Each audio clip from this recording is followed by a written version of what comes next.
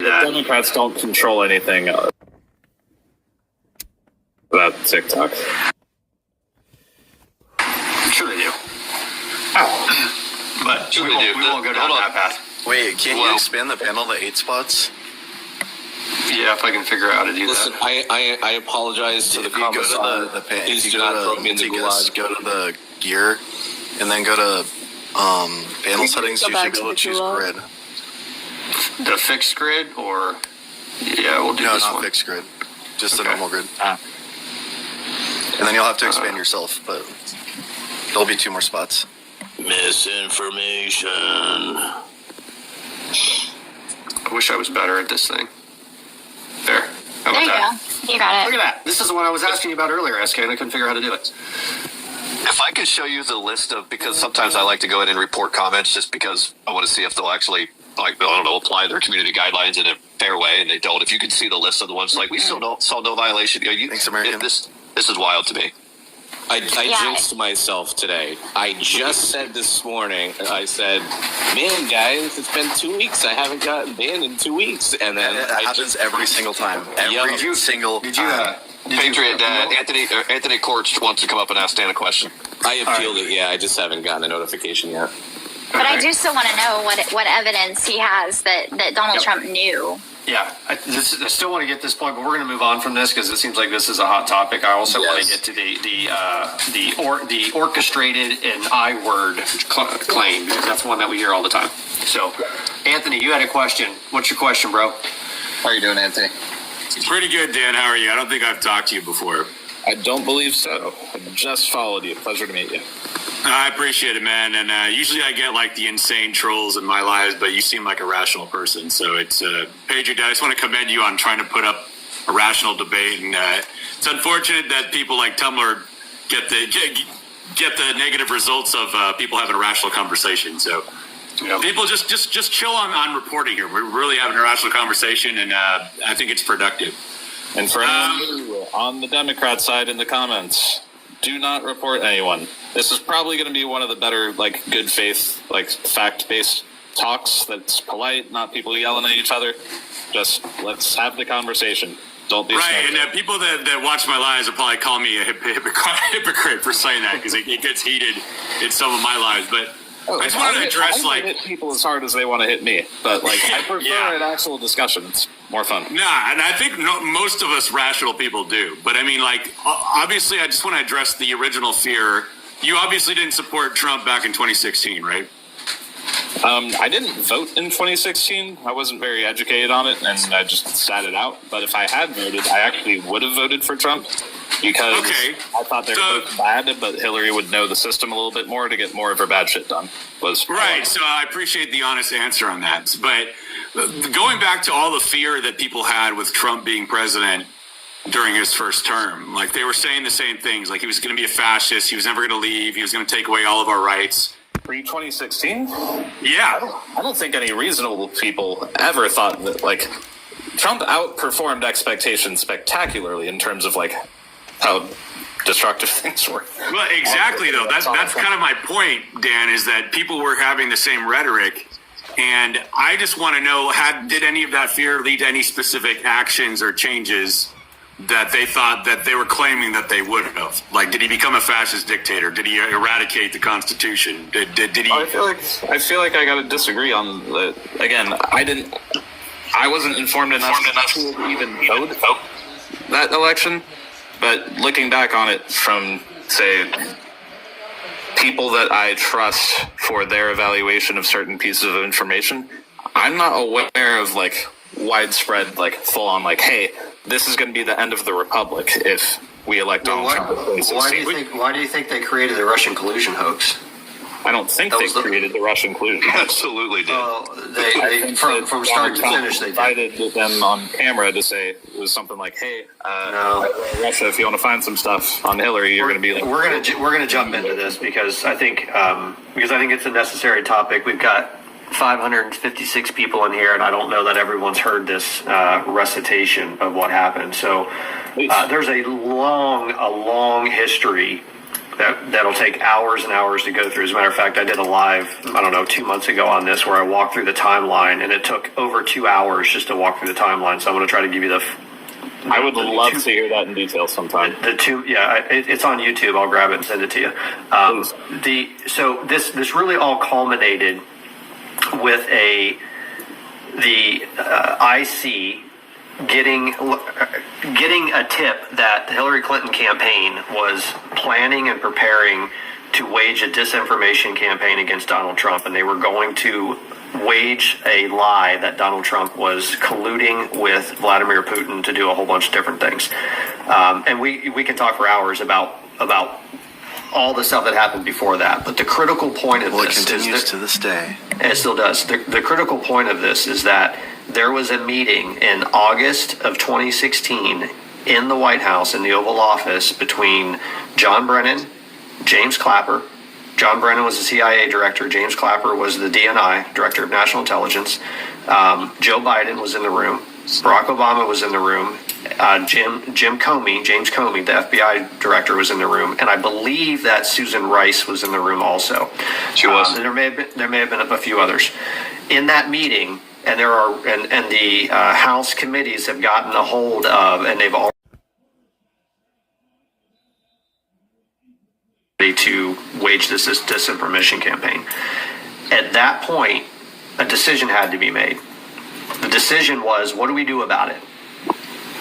Right? Because they knew that it wasn't true. And John Brennan was very clear that she was going to kick off a disinformation campaign. And the decision was ultimately to allow it to continue, because a few days later is when the FBI formally kicked off what's now called Crossfire Hurricane. So that meeting and the White House with those high-level government agents, politicians, president, vice president, DNI, CIA director, all of them were in the room, and they discussed what the plan going forward would be. And the next thing you know, Crossfire Hurricane was open. They all knew that what she was saying was not true. They all knew that the Steele dossier was complete and total fabrication. As a matter of fact, on that live that I did, and I'll send it to you, I walked through who the major sources of information were. All the information for the Steele dossier came from three people: Igor Danchenko, some honeypot Russian agent, and I can't remember off the top of my head who the other one was, but there was three people that all the information came from that was funneled into the Steele dossier. A Steele dossier which was funded entirely through the Clinton campaign. The money flowed through a law firm called Perkins Coie, which at the time, the head of Perkins Coie, or one of the managing partners of Perkins Coie, was a guy named Mark Elias, who I'm sure you're familiar with because he's a radical left-wing Democrat attorney who is involved in just about every shady election type of case for the Democrat Party. But he was the one who handled the flow of money and the creation of the Steele dossier for Hillary Clinton. They concocted the entire scheme. It was all rumors. Most of it was completely made up. And at that conversation in the White House, they knew that all of it was fake. They knew that it was all untrue. And they not only allowed it, but they formalized the investigation by opening Crossfire Hurricane and turning it into a formal FBI investigation. This is all documented. It's all been exposed through multiple different forms of testimony. The John Durham report explains this in detail, and there's been ample investigative journalists that have explored this, documented it. There is nobody that has even a basic foundation of what happened in 2016 that can come on a panel and say that Donald Trump colluded with Russia, because it's just simply not true. Did you know that there was a parallel investigation in the UK at the same time? It was called like Folsom or something. I'll have to look it up. Yeah, Well, it's through the Brookings Institute. Right. They were the origins of the Steele dossier and all of that stuff that they used for the predicate, or they used for the foundations to start spying on the Trump campaign came from Five Eyes. It came from the UK, New Zealand, Australia, the Five Eyes organization, who were working in coordination with U.S. intelligence to run what's called a push-pull operation, where they push people into the Trump team orbit, and then they pull information out, and that's what they use to get their FISA warrants. So this operation actually started as soon as Donald Trump came down the elevator. They began the intelligence community operation to push people into Trump's orbit so that they could start laying a foundation if they needed it down the road to open an investigation. And then it was the Clinton campaign who decided they were going to run with the misinformation campaign, that they finally decided to formalize it and turn it into a formal FBI investigation. And it was all predicated on a hoax. So, I mean, what's left out of this, because your recitation to history is completely correct, but what you're leaving out of this is they were doing the same thing to Ted Cruz and other front runners as well, until they figured out that Donald Trump was the nominee. It didn't matter who the nominee was; they were going to do the same thing to whoever the nominee was. Who was that kid whose mom was a congresswoman that was on the live last night? Her mom was even accused of being. Yeah. Claire McCaskill, I think. Is that? Yeah. Yeah, it was. His name was Austin whatever. Espinoza. Yeah, him. Hey, real quick, folks, I still don't see a lot of opposition in the parking lot. So if you are a Trump supporter, I love you, but I don't want you throwing a request in there. But if you're one of the Harris supporters who are upset, who don't really understand how we got where we are, and you want to come up and have an honest conversation, a respectful, fact-based conversation about I have a what lies recommendation you believe. maybe in the queue. If you have Glera, Gleragh.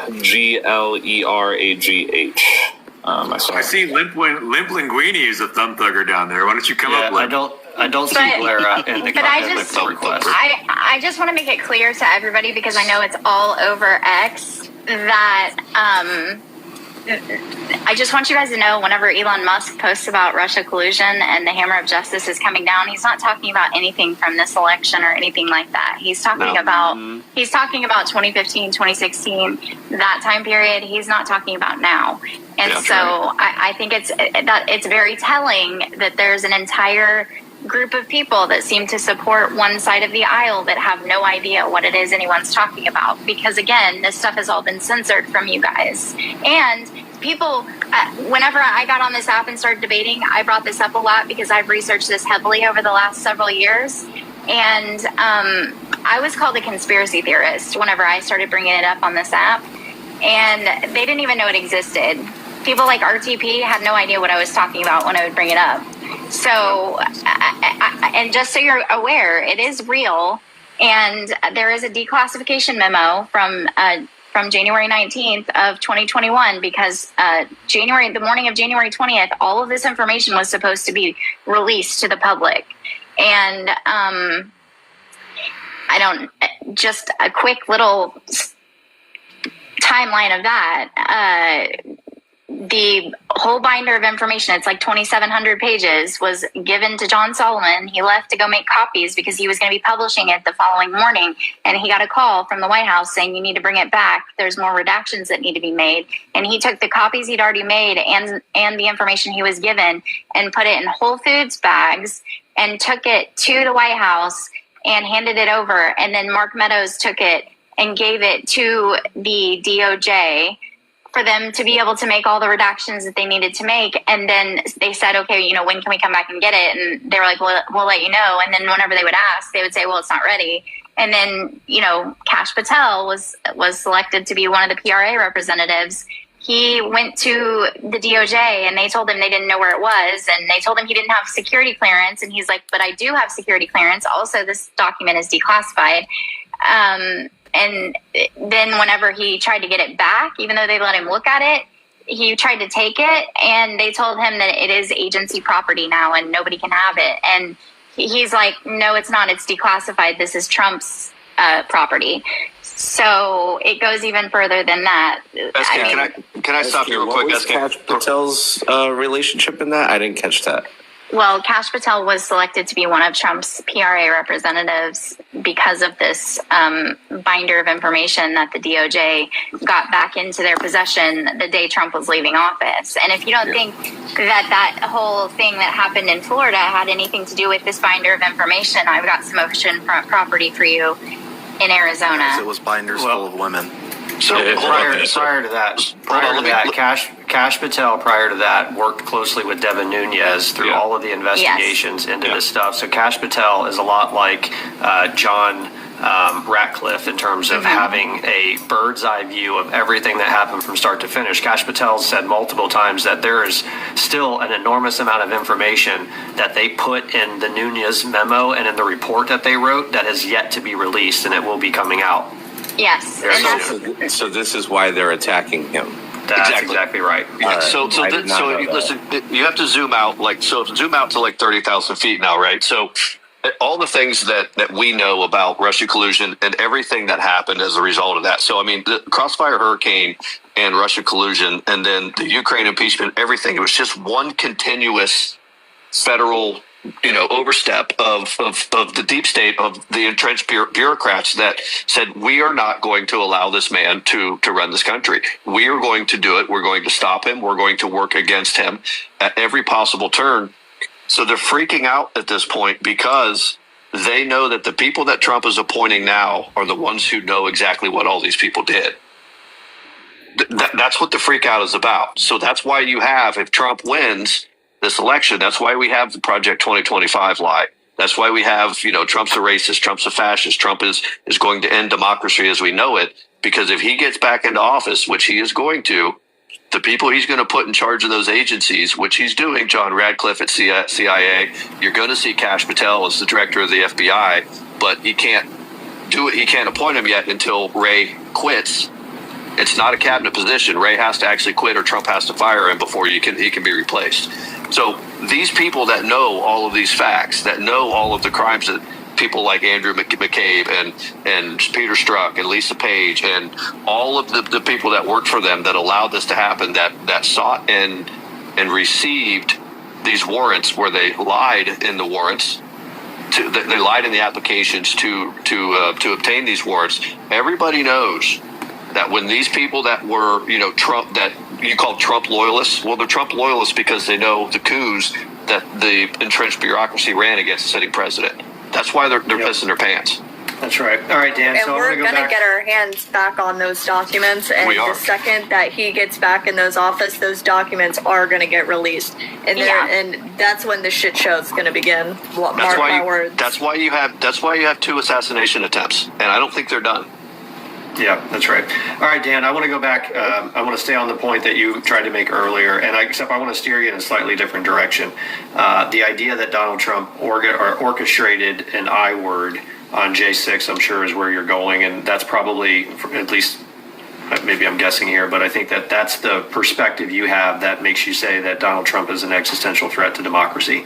So the question that I have is, and I ask this to everybody that I talk to about it, why would Donald Trump organize an event on January 6th that would disrupt the legal process that he was using in Congress to make formally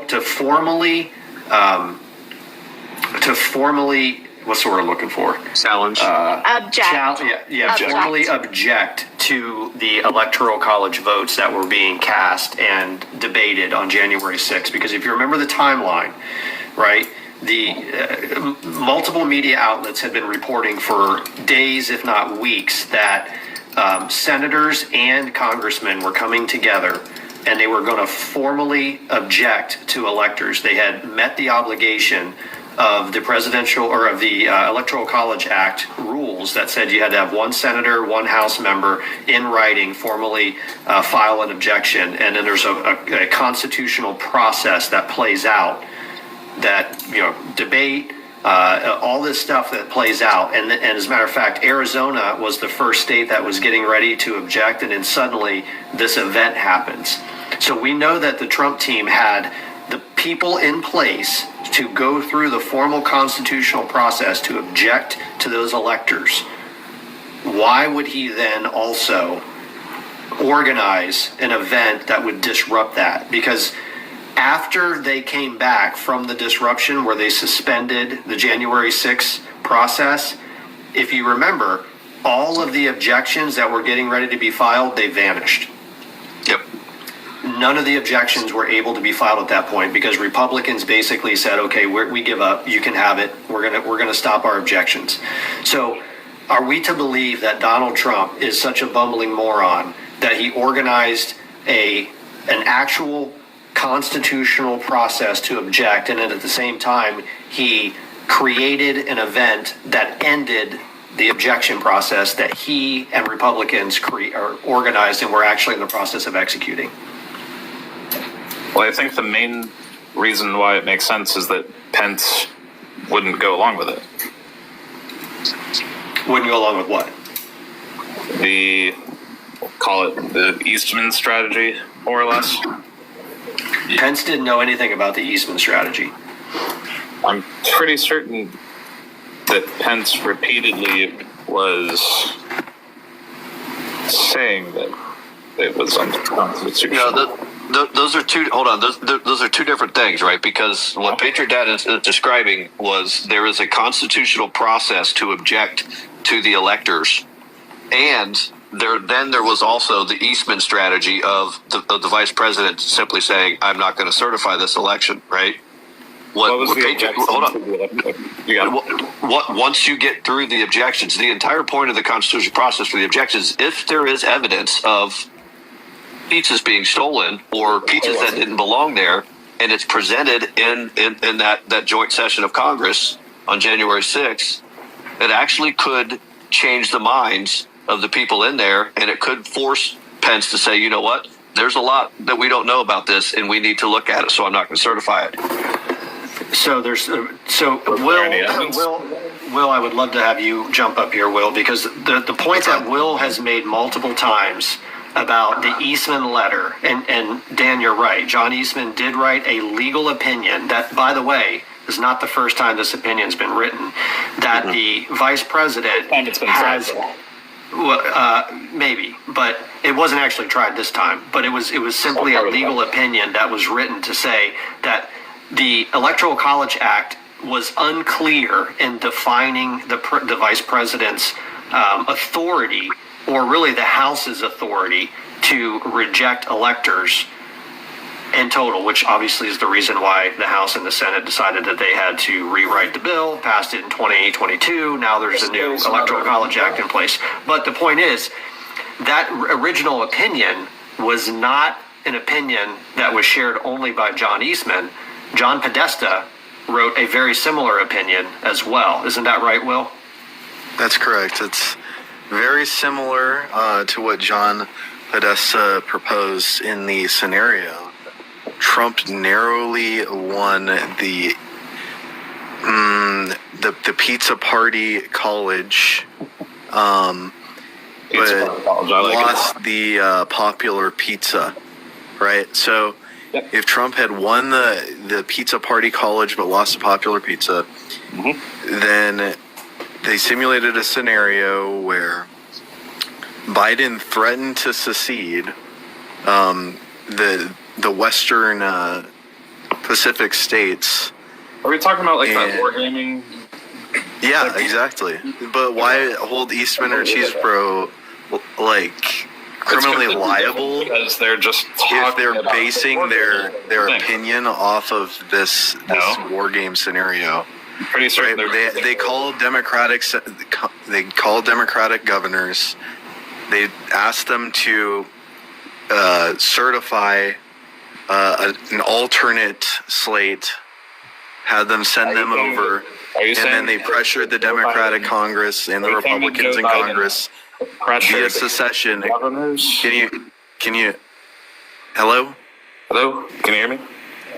Yeah. Was my sentence finished? No, let him finish, Dan.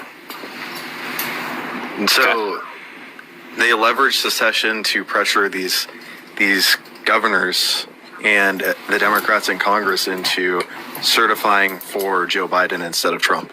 So it really wasn't Eastman or Cheesebro's idea. It was John Podesta's idea. So why do we hold Eastman and Cheesebro accountable, but not John Podesta? It's probably because of the big D by his name. Well, and by the way, I think we're gonna put that out of our SK, I don't discussion know at this if point. you're muted. We're going to put that out of our discussion because that was just a legal opinion from an attorney who wrote an opinion. They didn't do anything with it. But the second part of your point is something that I want to dive into, because Mike Pence has been very clear that at no point were any alternate electors ever presented for anybody to have to make a choice on which one to use. And as a matter of fact, he did an interview, and I'll play the interview here in a second. It's about a clip that's about 3 minutes long. He did an interview with Chuck Todd. How to engage. If there's something I disagree with, do you guys want to just finish your Yeah. finish the take, and then That's fine. can I respond to something afterward, or is it just going to be something I got to keep notes on? Yeah, I guess if you want to respond to me, I'm finished with my point. That's fair. Go ahead. So your thing, it's the war games thing, yeah. The difference is that those were theories that they were being talked about, and the Eastman strategy. Yeah, and so is the Eastman strategy. It was a theory. It was a theory. It's never enacted. None of these things were ever enacted. Pretty sure they had they're called fraudulent certificates of ascertainment that were forged or something. Yeah, but when did anyone ever get those? When was Mike Pence ever presented with those? When did those ever actually come into play? It seems like the beginning of that strategy involved actual. Isn't that just a filing error though? If they filed the certificates, they're continuing to criminally charge those people that so are the certificates certified before they're filed, or are they filed before they're certified? No, they're only certified when the seal is given, when the results are rendered. And it has to be sent over to not only the vice president, but the Senate parliamentarian before the fourth Wednesday of December. That's the structure of the law, and that's how it's laid out in Title III. Yes, and no one ever received those. As a matter of fact, Patriot Dad can play you the interview of Mike Pence, because, see, Mike Pence's story has changed, which is another issue here, Dan.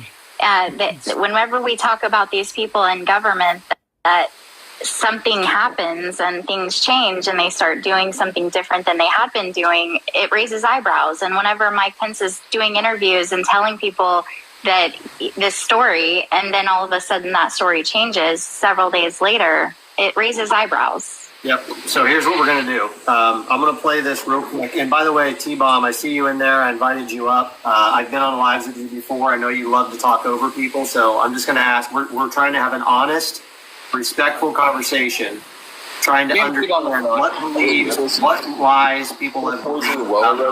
Insult me before I even started talking. There he is.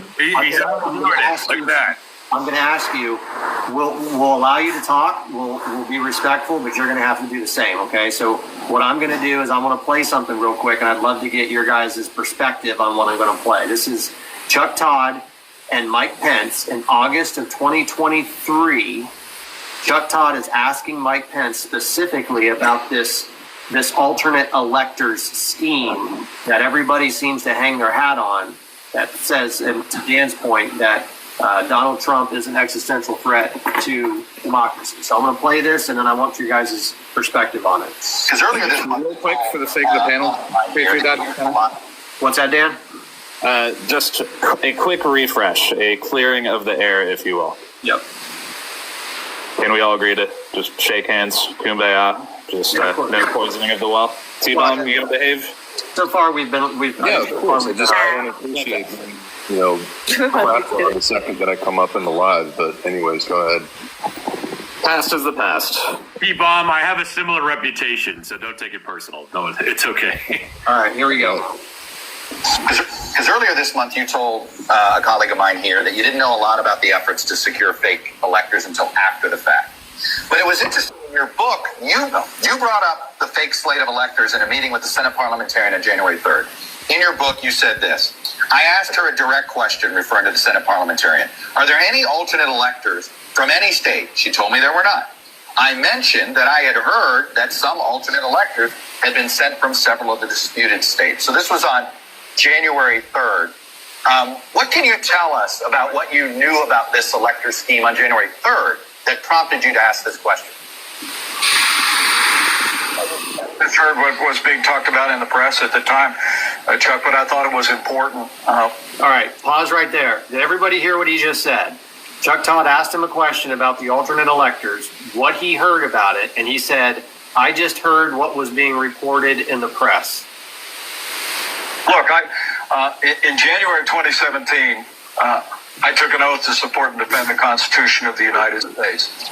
And under the Constitution, states certify elections. And while there were irregularities in states, maybe a half a dozen states around the country that changed the rules in the name of COVID, we challenged those in 60 court cases. Once the courts had reviewed those and the states certified them, I wanted to make sure that we were operating on January 6th in a way that was consistent with the Constitution, consistent with the laws of the country. And that's the reason that I sat down with the parliamentarian. I looked through the process. I was determined to hear the objections that Republicans were planning to bring, Chuck, and many did bring. I mean, you remember... You hear that? He said he was determined to hear the objections that Republicans were planning to bring, and many did bring. Democrats brought objections to electoral college votes in 3 of the last 4 elections that Republicans prevailed. Right. Nothing Under the law. unusual about that. None of it, right. But I did ask the parliamentarian. Under the law. I did ask the parliamentarian very directly, Chuck. I asked her because I was hearing rumors. I was reading in the newspaper that there were alternate electors. I asked her point blank. Was anybody in the White House telling you this? From any state. And she said there was not. I don't recall that. I just remember hearing it in the public. And I wanted a definitive answer whether or not the parliamentarian had received any additional electoral votes. She had not. So as you know, we actually changed the language as those electoral college votes. All right. From there, he just goes on and bloviates about how he wanted to do the constitutional process and all that stuff. So, Dan, I'll go to you first. So, the left has this belief that there was this strategy in play to have Mike Pence accept an alternate slate of electors. And yet Mike Pence, here in an interview with Chuck Todd, has very clearly said that there was no alternate slate of electors that were ever presented for him to even be able to choose. Thoughts? I'm not certain on the question. Well, when we started talking about this, you said that you talked a little bit about the Eastman memo, right? Will had mentioned that the Eastman memo is no different than the war game scenario that John Podesta had deployed. And it was nothing more than a legal opinion, which was not a unique legal opinion. It's one that has been presented multiple times. It's never been acted on. As a matter of fact, the Electoral College Act, the vagueness of the original Electoral College Act actually suggests that maybe the Eastman memo was correct. And that's one of the reasons why they had to rewrite the Electoral College Act anyway. Now, the other point that you made is that there was this alternate slate of electors, except he's saying that there's not. I don't believe that demonstrates that Pence is saying that there was not an alternate slate of electors, but maybe more specifically, even if that's what Pence was that's what he says directly. He says directly that we know that there were alternate slates of electors.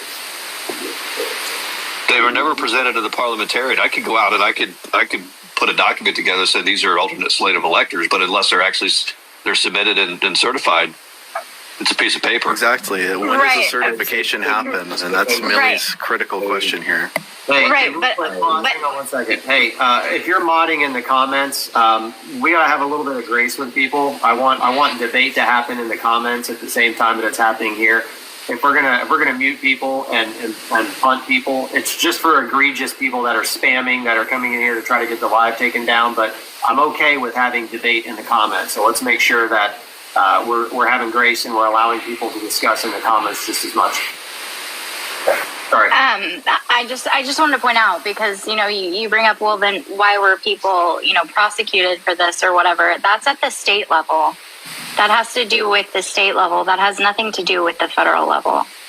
So, We're good. I was going to say, so as we all know, that kind of presidential elections are kind of a hybrid of state kind of rules about how the election proceeds, like as far as when you can count the votes and whether you use paper or electronic ballots. The states have some discretion and leeway. Same thing with submitting the eventual electors. And I'm just confused about this whole conversation, because we all know for a fact that there are fake electors who've been charged with crimes, I think, in Georgia, Arizona, and Michigan. So, I mean, clearly the prosecutors in each of those states are able to present evidence to grand juries about the fact that these people had engaged in fraud when it came to these. That's at the state level. That doesn't have anything to do with the federal level or Mike Pence or Donald Trump and the process that was taking place on that day, because those slates never made it to Mike Pence. Well, who do you think your act of signing them and creating the fake at the state level? But it's still a crime. Like, you're not allowed to have a fake group of people that weren't. No, it's not. It's not a crime. Not. As a matter of fact, this has happened multiple times. There's a challenge. It's illegal to have an alternate slate of electors, just like they challenged the results in Florida back in 2000. Am I correct? Yes, and in Hawaii and other places. And when there's ongoing litigation, if they don't have an alternate slate, the candidate, if things get overturned due to litigation or whatever, the candidate has no recourse if they don't have an alternate. Right. Yeah, and I'll point out real quick, T-Bob. About Florida. Did the Democrats submit an alternate slate of electors to? Where was it submitted? Well, that's what I'm saying. They go up to Washington D.C. like whatever the winning. They were never submitted in Washington D.C. They were submitted to NARA. Right. There was not a fake slate of electors, basically seated in Florida back when Bush v. Gore. Right. So how do you define the difference between a fake slate and an alternate slate? Because they haven't been, basically they decide which, party wins the state, and that slate of electors gets submitted to D.C. So what if there's a challenge to that slate of electors?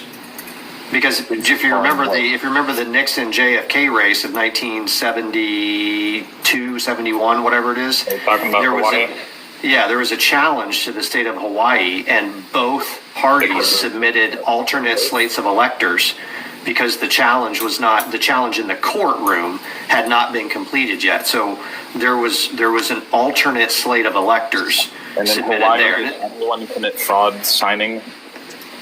But what define fraud in that case? Because there was a challenge that was happening. There were cases that were still ongoing in Atlanta or in Georgia and Arizona and Michigan. The same exact scenario was playing out.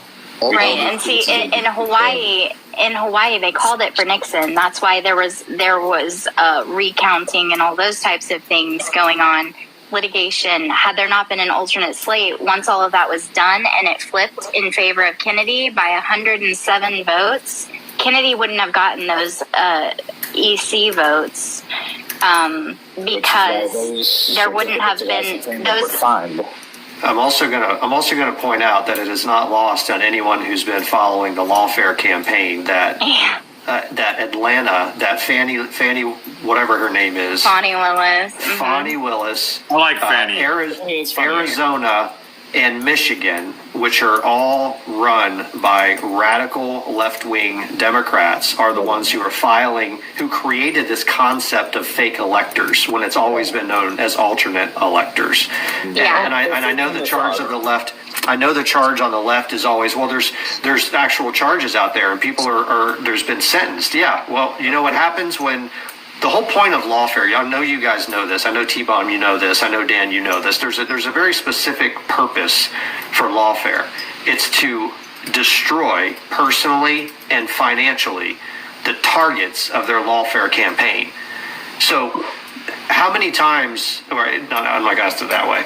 It is not lost on me. It is not lost on me that somebody who is the target of a state prosecution, a prosecution which, by the way, has basically unlimited resources, which will go after their target, and to the point of bankruptcy, will accept a plea bargain simply to be able to move on with their lives.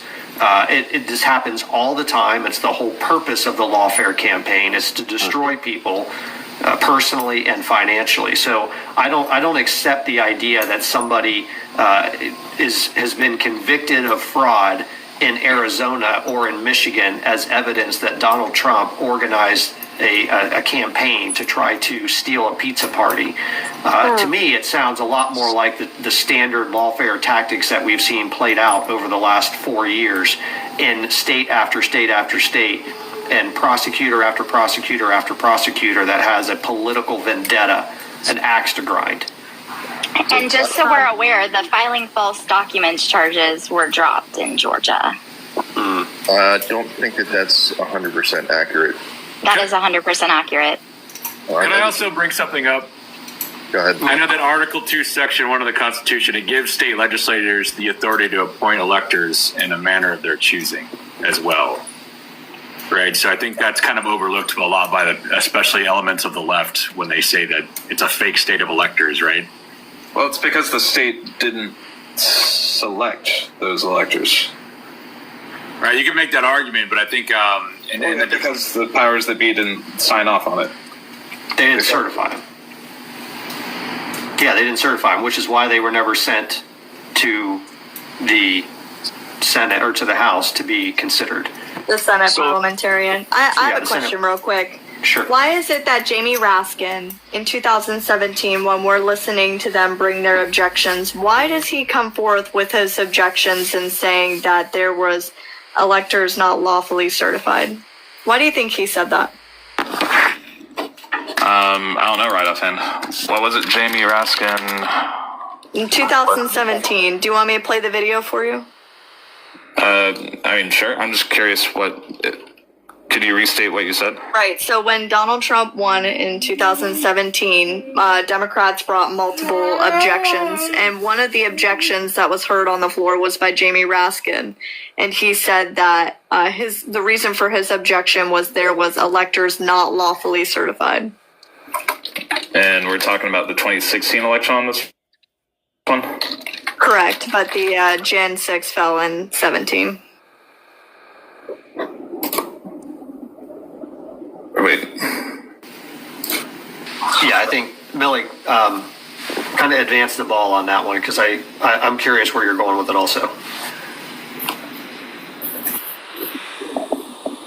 Just real quick. I have an objection because 10 of the 29 electoral votes cast by Florida were cast by electors not lawfully certified. I object to the votes from the state of Wisconsin, which should not be legally certified. Mr. President.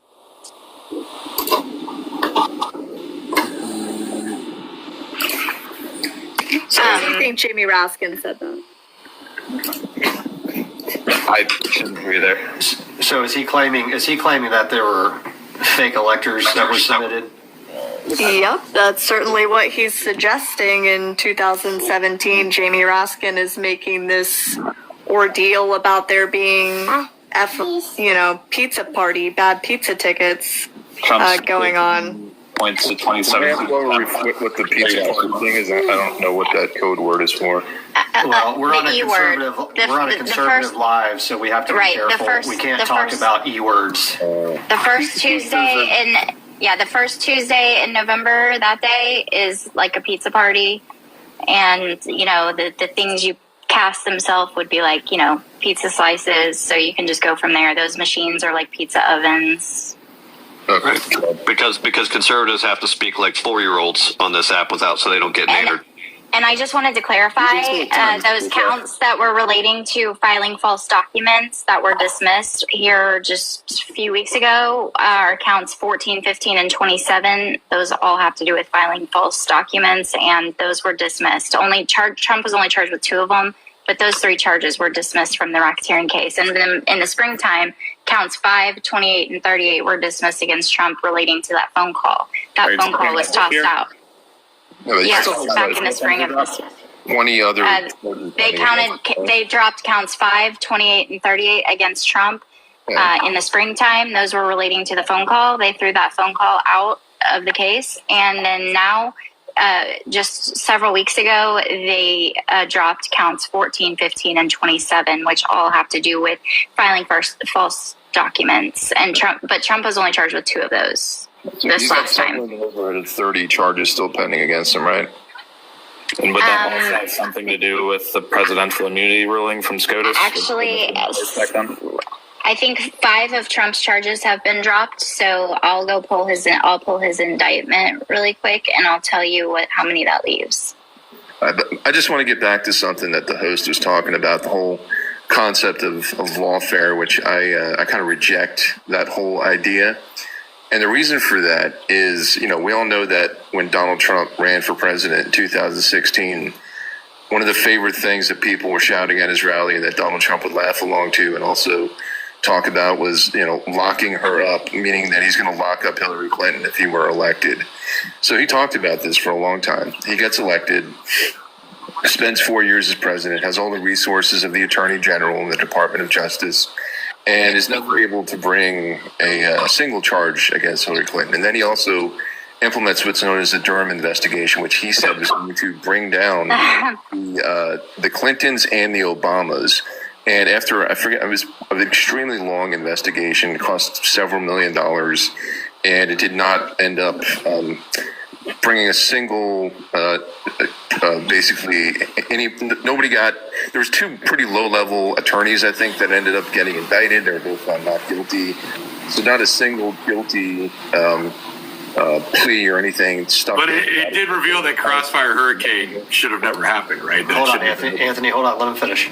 Sorry, go ahead. Yeah, so just saying, he threatened to do lawfare, but the problem is that his kind of theories of why people had committed crimes, there was no evidence behind it, so he was unable. That's not true. That's just not true. That's not what happened with the Hillary. That's not what happened with Hillary. Hold on, everyone pause for a second. Everyone pause for a second.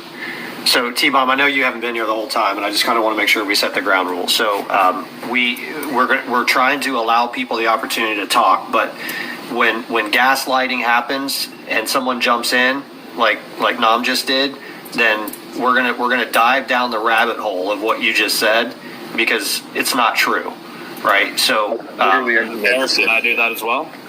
Yeah, of course. I mean, if there's something that and I think we talked about this. Seems if there's like something super off base or something. Okay. If something is totally off base, like Dan, I think I've interrupted you a couple times and gone down a few rabbit holes and tried to circle you back again. But T-Bomb, what you just said is just demonstrably false. So Nam, real quick.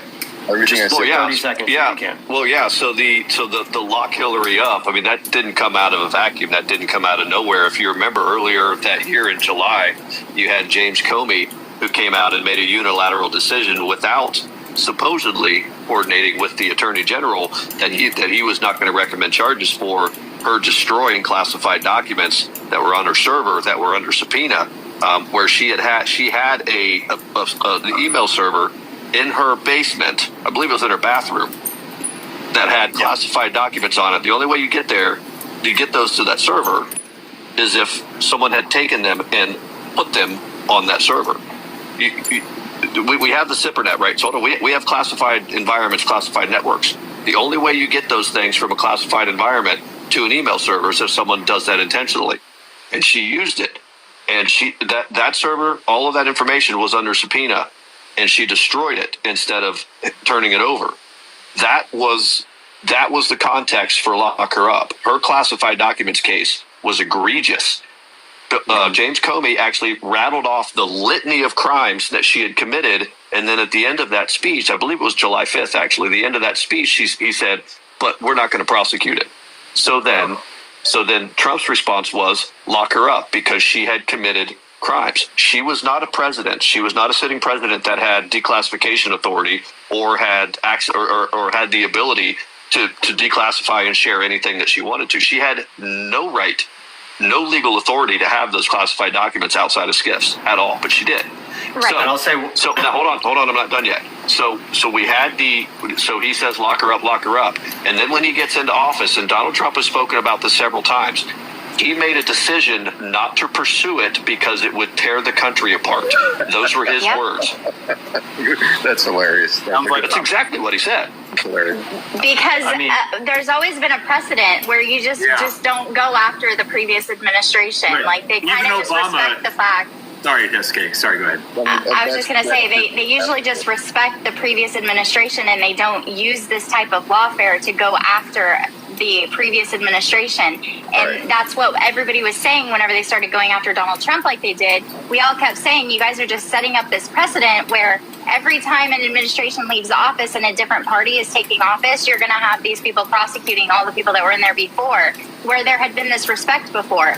And now it doesn't exist because it was pushed so hard through the impeachment trials and all of those things. And I wanted to add that Jeff Sessions' words to Congress under questioning was, I would say the Department of Justice can never be used to retaliate politically against opponents, and that would be wrong. And that was in November of 2017. All right, so back to my original point. Basically, there was Clinton was not charged with any crimes during Trump's term, 2016 to 2020.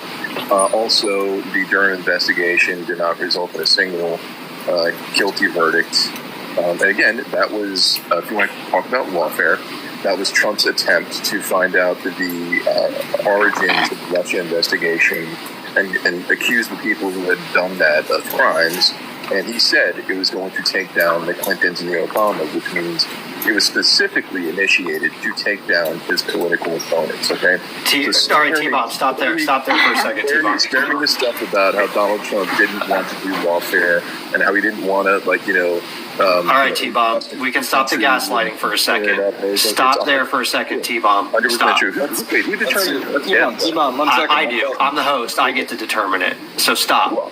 There's literally nothing I said. Have you read the Durham report? Have you read the Durham report? No charges for anybody. But have you read the Durham report? Yeah, I've read portions of it, but the result was zero charges. You're right. And when was the Durham report released? Under which administration? Which Department of Justice? I think it was under the Biden administration. That's right. Yeah. So tell me why, when he lays out a series of crimes, collusion that happened between Obama, James Clapper, James Comey, John Brennan, Susan Rice, and Biden, the FBI, he lays out all the specific details of Crossfire Hurricane, how it was originated, the Steele dossier, who funded it. He laid all that out. So tell me why the Department of Justice decided to do nothing with it. Under Merrick Garland, by the way. And they couldn't pursue anything against anyone. Christ. Yeah, you're right. Because Biden's and they lost with egg on their faces. Okay. Yeah, they were worried about 34 payments to an attorney instead. That's why they took 2 cases to trial in the D.C. courtroom. They took 2 cases to trial in a D.C. courtroom, which, by the way, were low level. It was a bust. It was a fraud of an investigation, and it was taxpayer money. All right, I'm not doing gaslighting. I'm sorry, guys. Hey guys, I'm not doing gaslighting tonight. We're not accepting everything that he just said is complete and total gaslighting. I'm not doing it tonight. Right. And this right here is what I'm trying to tell you guys, and what I've been the whole time I've been on this app, when I've been talking about the 3-letter agencies and the things that they've been doing and how they've made people believe these things. Because this guy was a perfect example right here. He has no idea what he's talking about. And he's gonna. It is going to be a rude awakening whenever this stuff all comes out, and you guys are all left standing there going, "Wait a minute, they lied to us." Of course it did. I guess they were talking, but There weren't. You didn't talk the claim. Well, you can't with him, and this is. I was a little bit suspicious when he requested to come up in the first place, because I've been on multiple panels with him, and all he does is talk and filibuster. He doesn't give you an opportunity to test his theories, his ridiculous theories. And by the way, he claims to be an attorney, which I think is laughable. No, I'm not bringing it up again, because we've seen him do this multiple times. So the problem is, and this is the origin of why I wanted to do this, is because there are people on this platform and other platforms that have made a name for themselves gaslighting and creating propaganda. And he's a perfect you haven't seen it. He's a perfect example of it. He just came up here and he made a claim that the Durham report was basically a giant waste of time. It didn't highlight any crimes, which is demonstrably false. What's worse is he hadn't even read the whole thing. I asked him if he'd read it, and he's like, I've read parts of it. So how are you gonna just whitewash and disregard a report that lays out very specific details of the origins of Crossfire Hurricane and pretend like it didn't happen and it doesn't matter without actually reading it? Yeah, he probably read ProPublica article about it, or a Politico article about it, right? Or a few headlines, right? Well, even if that were the case, this disproves the claim. It should be easy. I've already disproved the claim. We can disprove the claim. It's simple. If he's still in here real quick, I did look that up whenever he asked me to. I just didn't really get the chance to chime in. Yep. Trump has had 13 charges against him in Fulton County. 5 of those charges have been dropped. So he has 8 pending charges. Hey, before I lose it, SK, I was going to echo something you were saying earlier about the president and them not opening Pandora's box about all these indictments, right? People forget, and I'm not a fan of Obama at all, but even when Obama was questioned on him pursuing criminal charges against Cheney and Bush when it came to war crimes, he said the same thing kind of Trump did, that we're just going to move forward. We're going to look forward, right? Right, yep. because it's been a precedent to this point in time with Trump. There's been a precedent where the administrations didn't go after the previous administrations. They basically just said, "All right, you guys are done, whatever." And I'm not going to deny the fact that Obama didn't pursue the IRS against political opponents. That's a whole other story. Yeah, but when it came to him coming into election and election rhetoric, then that was the tone the Obama administration had at the beginning. You can refer to things that you haven't read in entirety if you've read enough to get the substance of it. There were actual crimes outlined in the Durham report. There were criminal referrals, many of them that were sent from the House of Representatives up to the Attorney General's office. The Durham report did not drop until the Biden administration. Do you really think Merrick Garland was going to go after any of those people that committed those crimes that were laid out in the Durham report, being that Joe Biden was one of them? Considering that we've had Democratic AGs go after Joe Biden's son, I think they were forced to. They were forced to publicly. And they went after the least that they possibly could. That it wasn't that crimes happened? Why are we so certain that all of a sudden Merrick Garland is so incapable of carrying out the duties of his office? Because he showed us over and over and over. Because he's Merrick Garland. Has Merrick Garland... It's not that he's incapable. It's that he doesn't want to. Look, there's a simple answer to this question. The question is not whether or not he's incapable or capable. In every instance, there's a very simple question of why did they not do? Why did the Department of Justice not take up any of the referrals from the House? Why did they wait in Hunter Biden's case until the potential to bring charges had expired? And when they do, they bring the lowest level charges they possibly can. Why did they do all that? It's because they wanted to. It's that simple. It's because they wanted evidence. Why doesn't Donald Trump release it on Twitter? First of all, technically, he doesn't have possession of it. Technically, whoever does. technically, well, we don't know who does. We do know that the FBI raided his house to get it back. Exactly, but that's another story for another day. So, but technically, as far as we all know publicly, the DOJ has possession of this, and there's been litigation between John Solomon and Kash Patel with the DOJ over that document because Donald Trump declassified it on December 9th. I can put it up as my background. I'll do that. Yeah. All right, guys. I'm probably going to wrap this up here in just a couple of minutes. I actually do have a job I got to do tomorrow, and I got to get up early. But I want to continue this conversation maybe next week and do a little bit more promotion and see if we can get some. Dan, I appreciate you coming in, and I'd love to have you back again. This was a great conversation. I don't know if we made any inroads with you, but hopefully over the course of the next couple of weeks, we will find some people who are fearful about Donald Trump and help them to talk them off the ledge. Because I just think most of it's unfounded. I think the idea that Donald Trump is an existential threat to our democracy is laughable, if I'm being honest, because he had an opportunity to actually become a dictator and he chose the exact opposite. Seemed like he tried and just wasn't capable.